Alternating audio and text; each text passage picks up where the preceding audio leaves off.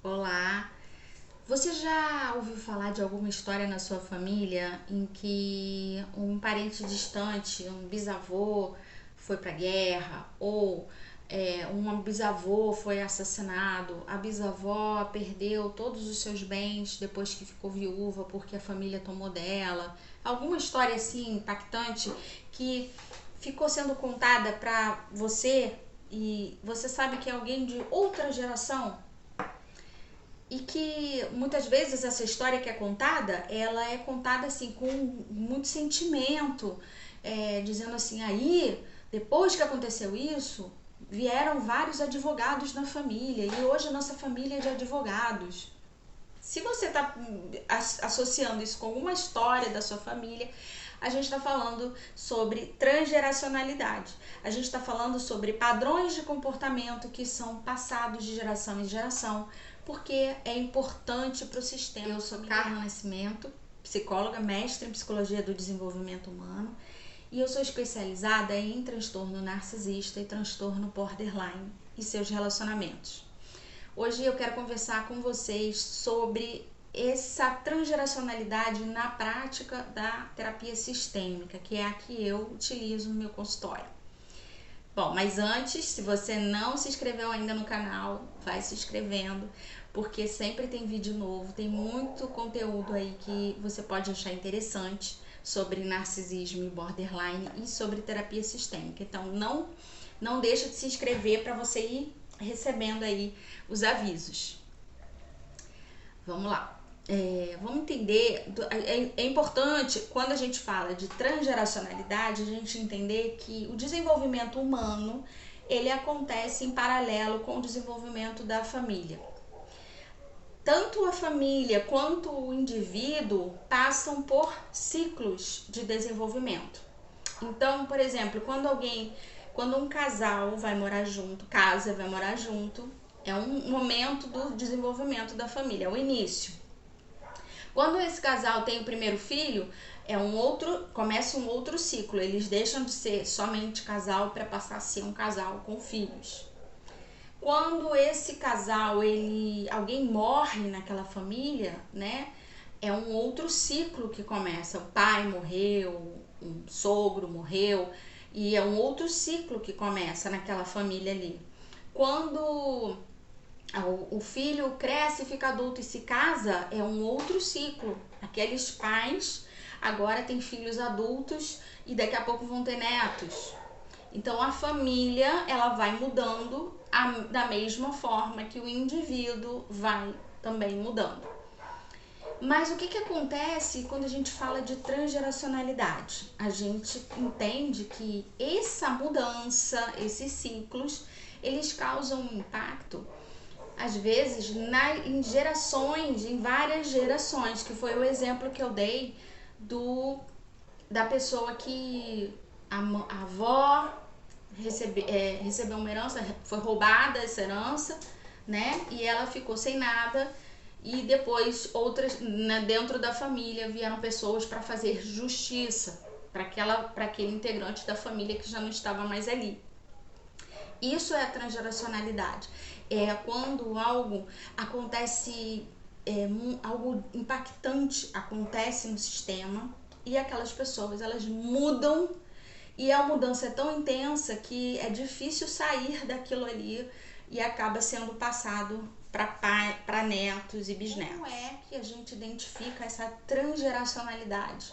Como é que a gente identifica que isso está sendo passado de geração em geração? Quando a pessoa ela chega no consultório com esses pensamentos, o porquê que isso está acontecendo de novo na minha família, por exemplo, por causa da instabilidade emocional, na minha família tem muito divórcio, tem muita briga, tem muita, né, as pessoas estão sempre em pé de guerra. Por que isso fica se repetindo? Por que eu estou fazendo igual a minha avó fazia com meu pai? Por que o meu avô era infiel e agora eu casei com alguém infiel também? Essas situações, a gente faz o quê? Na terapia sistêmica, a gente vai lá atrás entender como é que isso foi sendo passado como um padrão de comportamento que não pôde ser modificado. E aí, na terapia, a gente mostra para o paciente que sim, dá para modificar quando a gente entende que aquilo não é nosso, que aquilo foi algo que a gente recebeu como uma crença, como um valor, como uma coisa fixa que é da família. Na nossa família, todas as mulheres se separam. Na nossa família, os homens não são de confiança. Na nossa família, o dinheiro é a coisa mais importante. Quando você começa aquilo a ficar pesado na sua vida e você fala assim, mas eu não quero ser assim, eu não sou isso, é porque você está começando a se conectar com a sua essência, você está começando a ver que você não precisa repetir aquilo porque não é você, é a sua família. E aí na terapia a gente começa a fazer esse olhar para dentro, para ver o que é você de verdade e o que você quer, que caminho você quer trilhar. Qual é a consequência disso? Há uma possibilidade de você ser excluído. Por exemplo, eu tenho casos já, né? Eu já tive casos que a filha descobriu, entendeu que a mãe era narcisista, teve que se afastar da mãe. A mãe ficou furiosa porque já não podia mais ter aquela relação simbiótica com aquela filha. A filha foi excluída do restante da família. Ficou parecendo que a filha estava abandonando a mãe, mas só a filha sabe o tipo de relação que ela tinha com essa mãe. Então tem o risco de sair do sistema quando você vê que o sistema ele tá se desenvolvendo de uma forma muito doente, e aí você quer sair desse ciclo.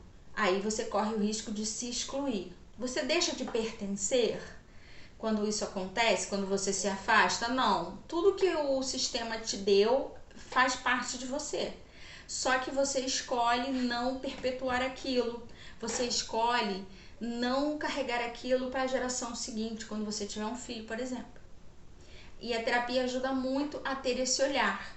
Porque muitas vezes está pesado, está difícil, mas como a pessoa ela não sabe que existem outras formas de se relacionar, ela nunca experimentou nada novo, para ela a vida é aquilo ali mesmo. Mas quando começa a ficar doente fisicamente, começa a apresentar sintomas de crise de ansiedade, de muita dificuldade para se relacionar, aí essa pessoa vem para terapia e aí é a hora em que a gente consegue mostrar que não é assim, não precisa ser assim, que as relações podem ser levadas de uma maneira mais leve. Então hoje eu vou deixar aqui com vocês essa reflexão. Olha para você hoje. O que está acontecendo na sua vida hoje que mais te preocupa? O que é mais difícil para você de lidar? Veja, anote isso e também anote como você está lidando com isso. Quais são as estratégias que você está usando para lidar com isso. Feito essa anotação, você vai olhar para os seus ancestrais, vai olhar para sua avó. Se você souber a história da sua bisavó, do seu bisavô, ou então você vai investigar junto aos seus pais e tentar entender, será que meus avós e meus bisavós já passaram por isso?